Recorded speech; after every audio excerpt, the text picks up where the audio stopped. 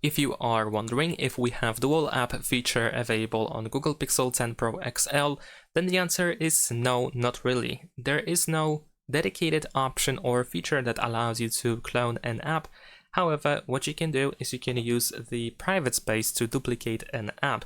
So in this case, I have quickly set up the private space, and in here you will notice that I have WhatsApp.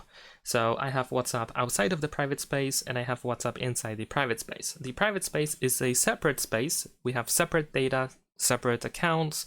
Everything is just separated from everything that we have outside of it. So this allows me to install WhatsApp again. If I decide to uninstall it, this WhatsApp will be safe. I won't do anything with it. And this is the whole idea. We just use the private space to install apps that we already have installed, and that's pretty much it. This is how we can duplicate an app. If you install an app in here, you will have to set it up from the beginning again, but you can use different data. And that's it. Thanks for watching. Leave a like and subscribe.